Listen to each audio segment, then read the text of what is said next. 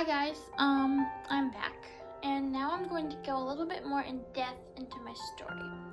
So I was diagnosed December 23rd, 2015, like I said. We were in Oregon when I was diagnosed, and I remember coming home a month after because me and my mom had to stay a month in Oregon for the first phase of induction. And while we were there, we found out that I had a blood clot in my right arm. So we came home, they sent us home, they put me in a sling to go on the airplane, and my hair was already falling out by then.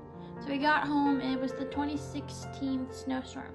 So my dad had to take me back into the hospital because they noticed that my arm was like huge from the blood clot. So I had to be in the hospital for a while, and my dad took me because my mom needed a break. So I had to have surgery to remove that blood clot. Later, this was January, so later in March, I had my birthday and I went into the hospital for a fever on my birthday. I was there for about a week.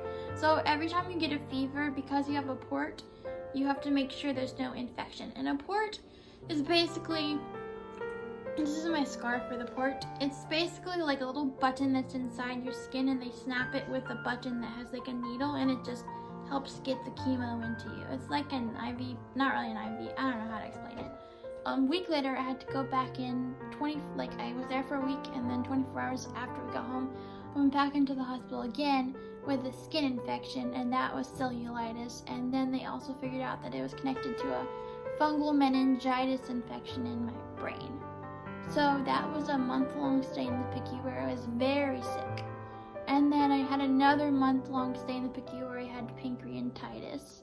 And that consisted of a lot of hallucinations and a lot of medicine and a lot of tubes and a lot, all the PICU visits were like a lot of things hooked up to me, and not being able to go to the bathroom, and my parents having to force me to eat. It was just really bad.